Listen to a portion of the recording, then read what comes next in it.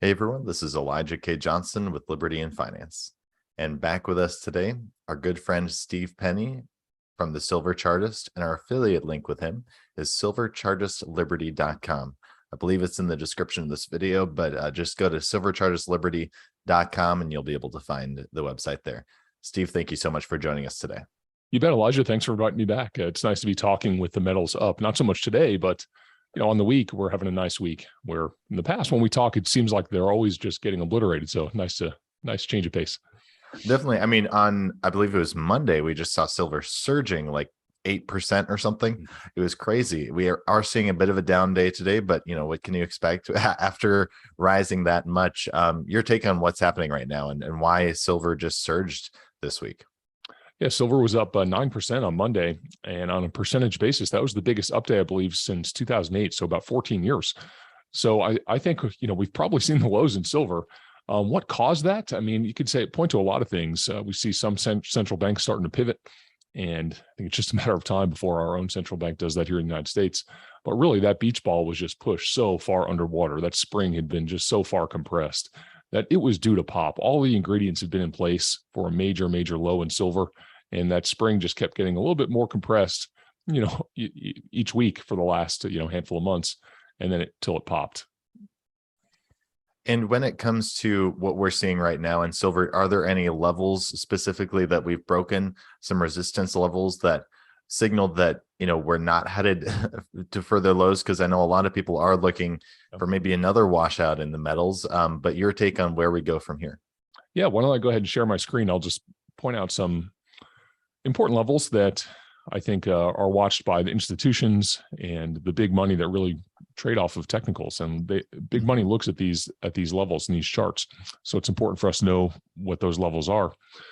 So we dropped down to a low. The low here was 1740 on silver. And the big resistance to get back over here is this $22 area that was previous major support, 2150 to 22. And it failed, and now it's resistance. So we went almost up to that level this past week, or on yesterday on Tuesday. Now we're pulling back a little bit. That shouldn't be surprising to anyone. Nothing goes straight up. And when we look at the daily chart, here's what I'd be looking for confirmation of a technical reversal. We broke above this little downtrend line here on Monday, and now we've made a higher high above 2087. The next signal to watch for will be a break above this 200-day moving average. I've talked about this before, but that 200-day moving average is so important because it's probably one of the biggest, if not the biggest input to those trading algorithms that drive these paper markets. So getting above that 200-day moving average would be significant. And, after that, you've got the big resistance levels up near 2750 and 30. But, let's worry about getting back above 22, which is where the 200-day moving average is right now first.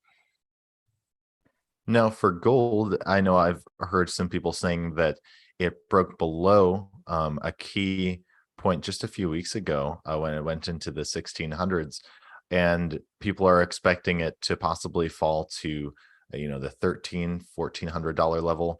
Now that we have seen this rally back, is that encouraging in your mind, or do you think there's still a possibility of a great downside for gold? Well, I think the risk reward is heavily skewed to the upside. Downside risk is minimal relative to that upside potential. But let me show you one thing here on this gold chart. You're right. We did break below this major support at 1675 last week.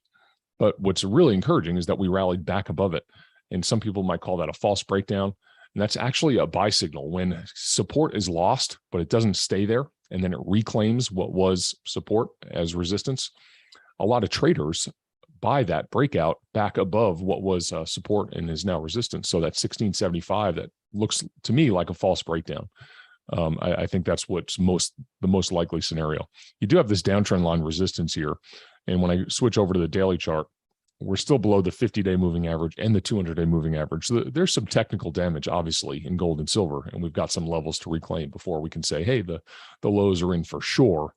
But, I think the weight of evidence, all the pieces of the puzzle are lining up to indicate that we are very, very close to a major low here in silver and gold. You can look at the COT structure, the Commitment of Traders Report, sentiment, all of these things, central banks starting to pivot, demand for physical premiums on physical metal. I'm sure you can speak to that even better than I can.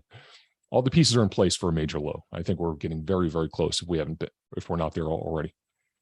You would definitely have been seeing premiums increase across the board here. One of the things that's crazy, I was just looking at our price sheet, and the buyback for Silver Eagles, if you're doing it for a swap into a different product, is 1150 right now. I've never seen anything like that before.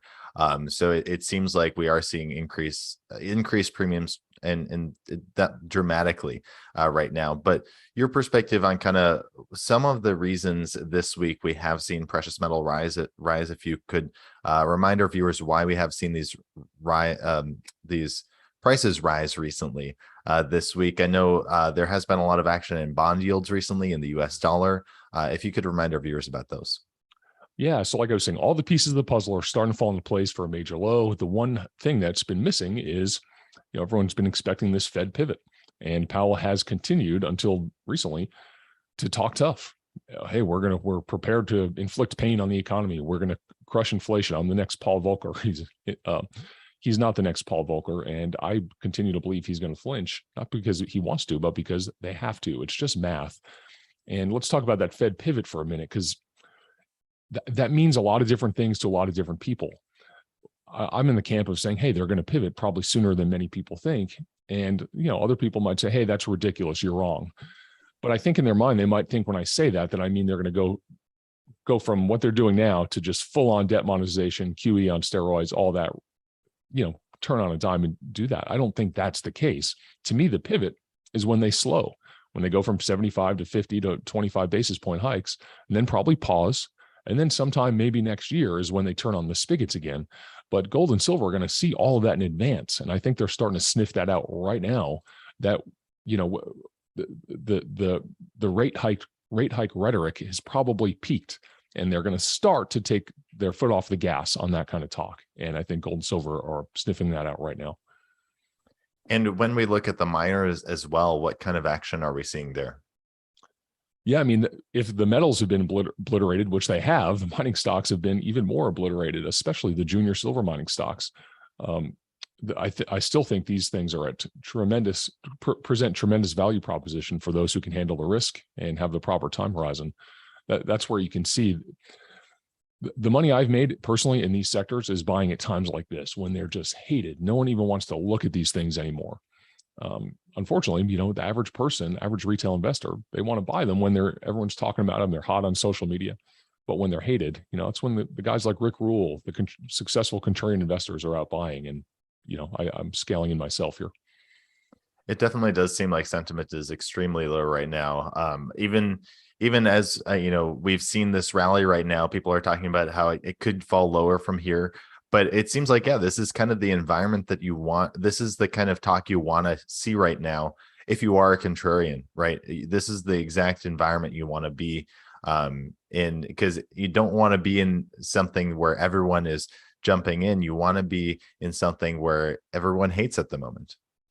Yeah, there's I don't have the chart in front of me, but it's called the bullish percent gold miners index. And that index late last week fell below where it was in March of 2020. That's how poor sentiment is in the sector. And historically, that's always been a great opportunity to buy. Doesn't mean you can't go a little bit lower. That's always possible. And just one quick comment is, because we've been in the doldrums here for a handful of months and quarters, and it might seem like I'm saying the same thing, and I have, and we've continued to make lower lows. And, that can make me look foolish. And I'm okay with that. But I'm not here to be like a perma bull.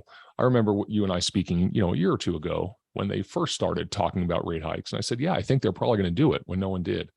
And back in August of 2020, I was very cautious on the sector, saying, hey, we're due for a pullback. I'm not saying that to say, pat my back and say, hey, I get the turns right. But I'm also saying I'm just being objective. I'm not always going to say metals are, close to a bottom, they're only going to go up. That's not what I'm here to do. But I genuinely believe that right now, that this is a really good opportunity.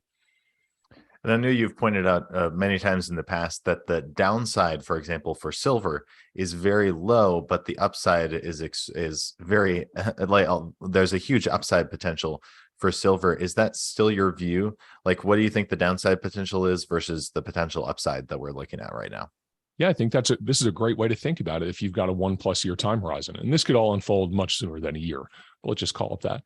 What's the downside risk in silver? Maybe $3. I mean, somewhere around there, maybe 4 at the most.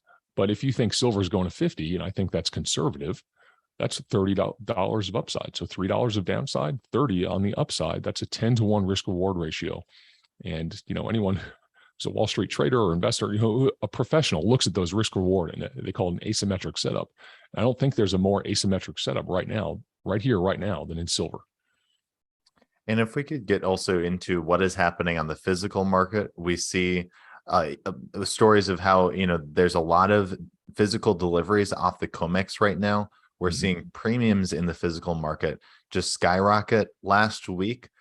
So here at Miles Franklin, they always send the brokers the price sheets. And we got a couple last week because premiums were moving so fast. And then we were told, just be careful because, premiums are increasing on the wholesale side. So, sending a price sheet doesn't really make sense at this moment because it's going to change too fast. And we're continuing to just see them creep up here. But your perspective on that, the physical versus the paper market, and what is really happening in the physical market right now?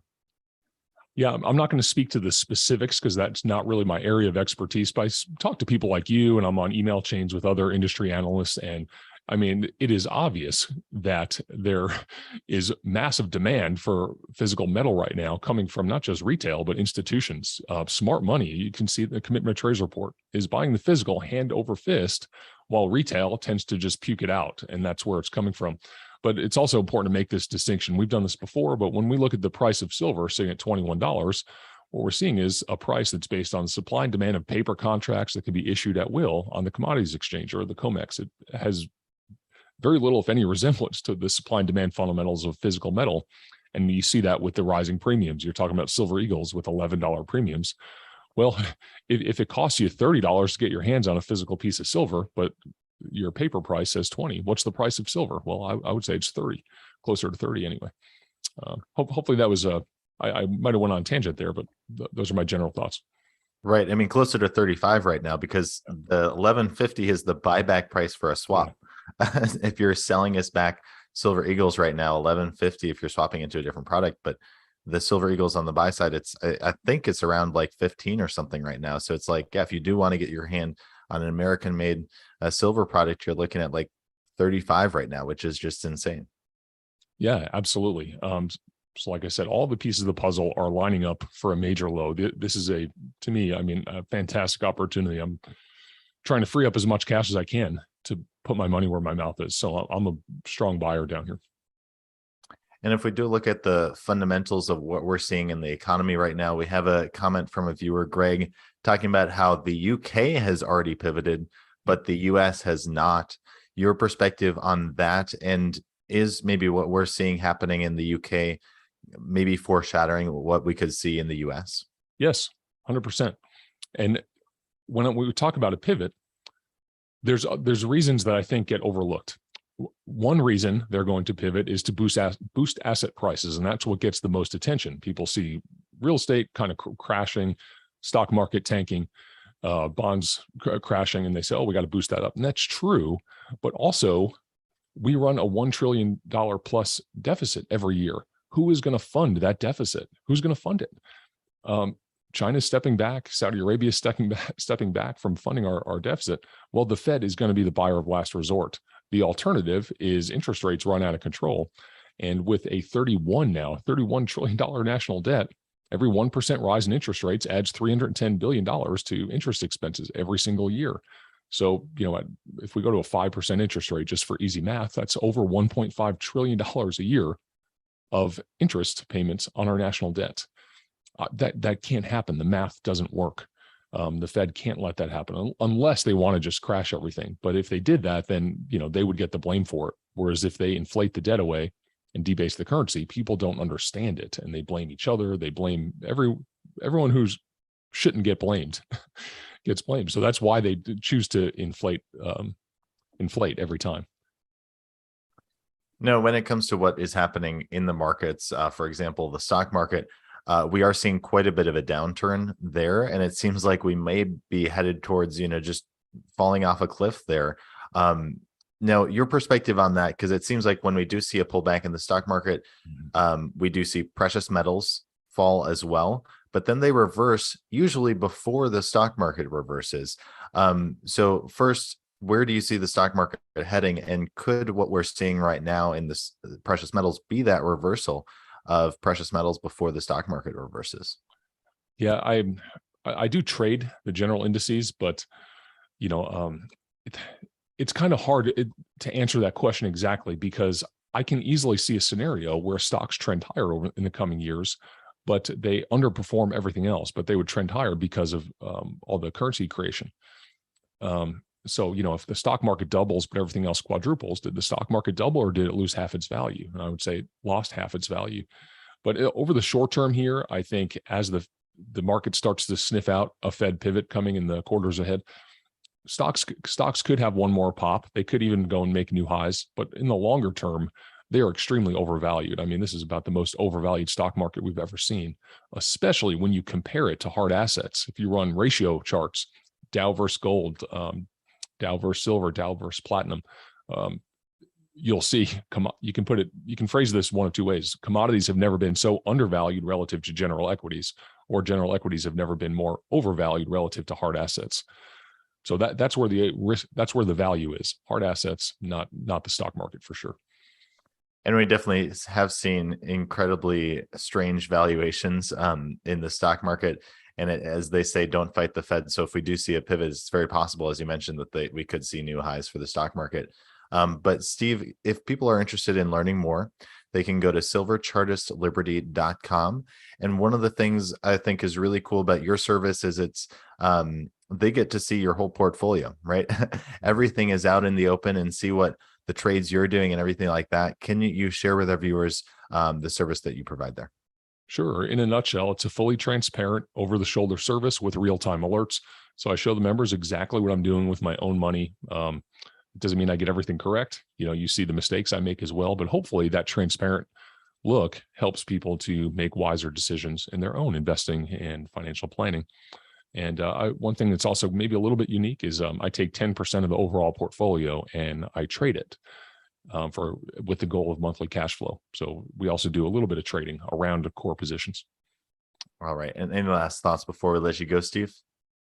No, for those who have, you know, hung on to the silver for this last 2 years, that's just been brutal. We've seen plenty of downside volatility. That volatility is going to reverse, and we are going to see upside volatility as well. So I would say just hang on, know the reasons that you got into the sector in the first place, and all of those reasons are still valid.